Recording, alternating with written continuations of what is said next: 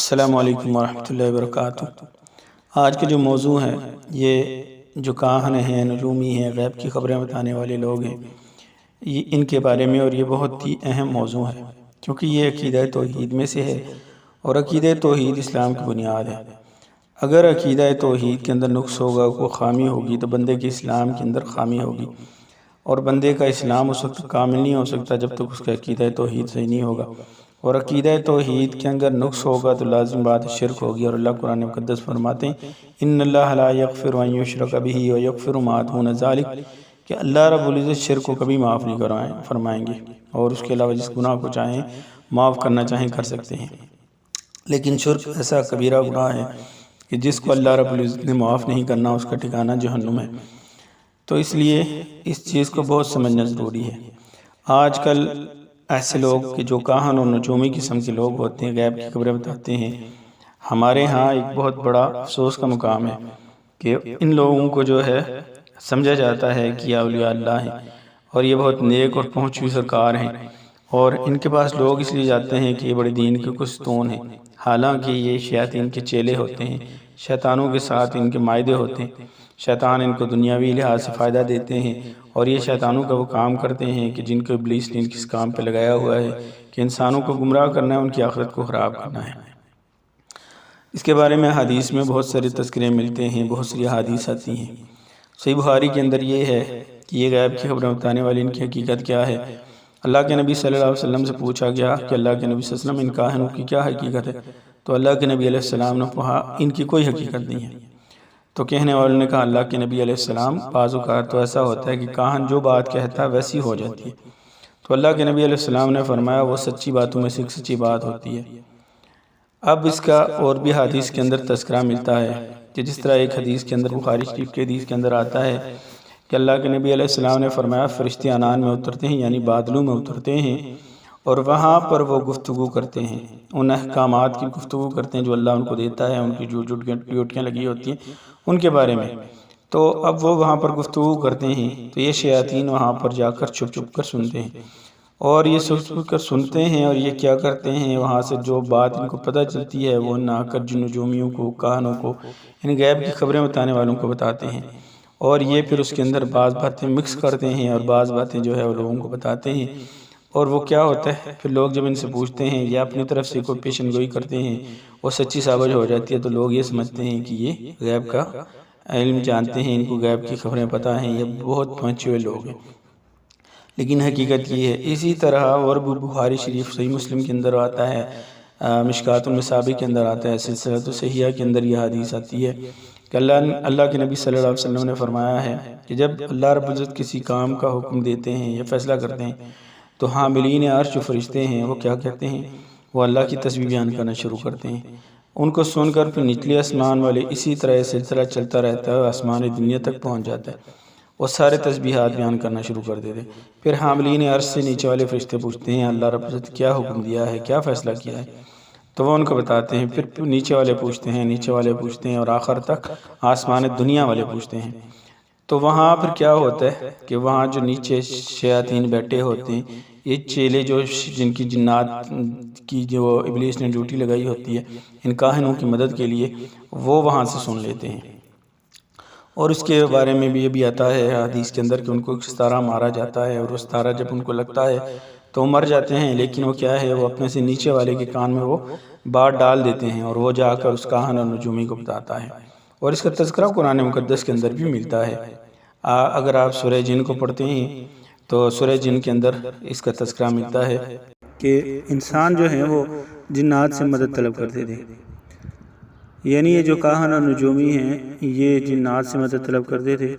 اور جنات ان کے ذریعے انسانوں کو گمراہ کرتے تھے۔ اللہ فرماتے ہیں وَأَنَّهُ كَانَ رِجَالٌ مِّنَ الْإِنسِ يَعُوذُونَ بِرِجَالٍ مِّنَ الْجِنِّ فَزَادُوهُمْ رَهَقًا، کہ بعض انسانوں نے بعض جنوں کی فریاد طلب کی جس کی وجہ سے جنات کیا ہوئے، سرکش ہو گئے۔ اور پھر یہ جنوں کی گفتگو ہے جو انہوں نے بیتی سورہ جن کے اندر ہی آتی ہے کہ اللہ کے نبی علیہ السلام کی آمد کے بعد جو ہے وہ جنات جو ہے وہ گفتگو کرتے ہیں، تو پھر آگے فرماتے ہیں کہ جنات کہتے ہیں وَأَنَّا لَمَسْنَا السَّمَاءَ فَوَجَدْنَاهَا مُلِيَتْ حَرَسًا شَدِيدًا وَشُهُبًا، کہ ہم نے جب آسمان کو ہاتھ لگایا یعنی آسمان تک پہنچے تو ہم نے دیکھا کہ وہاں پر تو سخت پہرا ہے اور چمکدار ستارے ہیں مارنے کے لیے۔ اور آگے فرماتے ہیں وَأَنَّا كُنَّا نَقْعُدُ مِنْهَا مَقْعِدَ لِلسَّمْعِ فَمَنْ يَسْتَمِعِ الْآنَ يَجِدْ لَهُ شِهَابًا رَّصَدًا، کہ ہم جو ہے وہ آسمان میں بیٹھا کرتے تھے یعنی گفتگو سننے کے لیے، تو اب ہم کیا دیکھتے ہیں کہ جب ہم گفتگو سننے کے لیے جاتے ہیں تو کیا ہے کہ ایک ستارہ جو ہے وہ ہمارے مارنے کے لیے تیار ہوتا ہے۔ اور اسی طرح اللہ کے نبی صلی اللہ علیہ وسلم کی حدیث بھی ہے کہ اللہ کے نبی صلی اللہ علیہ وسلم نے فرمایا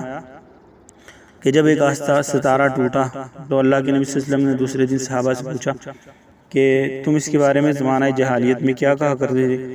تو انہوں نے کہا کہ ہم کہتے تھے کہ کسی بہت ہی اچھے انسان کی وفات ہوئی ہے یا کسی کی پیدائش ہوئی ہے۔ تو اللہ کے نبی علیہ السلام نے فرمایا کسی بھی انسان کی وفات یا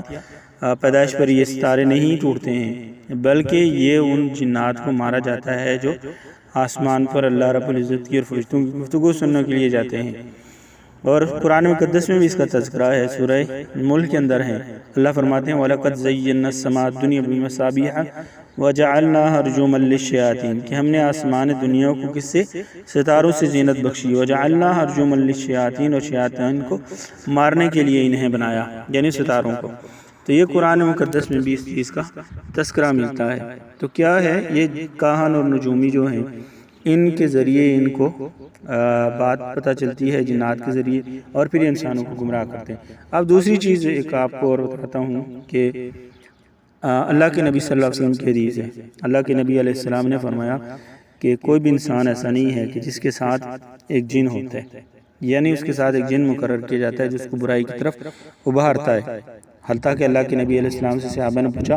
اللہ کے نبی کیا آپ کے ساتھ بھی؟ انہوں نے کہا ہاں میرے ساتھ بھی، لیکن اللہ نے مجھے اس پر غلبہ دیا اور وہ مسلمان ہو گیا اور مجھے خیر کی ہی طرف دعوت دیتا ہے، وہ خیر کا ہی بھلائی کی طرف مجھے راغب کرتا ہے۔ البتہ اللہ کے نبی علیہ السلام نے فرمایا کہ کیا ہے کہ ہر انسان کے ساتھ جن ہوتا ہے۔ اب عورتیں جو جاتی ہیں، اکثر عورتوں کی ہی جو ہے وہ گمراہی اس معاملے کے اندر زیادہ ہوتی ہے۔ عورتیں جاتی ہیں وہاں پر یا مرد جاتے ہیں تو وہ کیا ہوتا ہے، وہ کاہن نجومی جو ہے وہ اپنے جنات و شیاطین جو ہوتے ہیں اس کے ذریعے اس کے شیطان، اس کے جو جن ہوتا ہے اس کے ساتھ وہ رابطہ کرتے ہیں۔ پھر وہ اس کو اس کے حالات کے بارے میں بتاتا ہے، اس کے گھر کے ماحول کے بارے میں بتاتا ہے، کوئی لڑائی جھگڑا ہو، کوئی اس طرح کا کوئی واقعہ ہو تو اس کے بارے میں بتا دیتے ہیں۔ پھر وہ جب وہ کاہن اور نجومی آگے سے اس کو یہ بتاتا ہے کہ تیرے سال ماضی کے اندر یہ معاملہ ہوا تھا، فلاں وقت یہ معاملہ ہوا تھا، تو وہ انسان حیران اور شرمندہ رہ جاتا ہے کہ ہائی اس کو کیسے پتہ چل گیا، اس کو تو پتہ ہی نہیں ہے۔ تو وہاں پر انسان کا ایمان ڈگمگا جاتا ہے۔ لیکن اصل بات کیا ہوتی ہے کہ وہ اس جن کے ساتھ رابطہ کر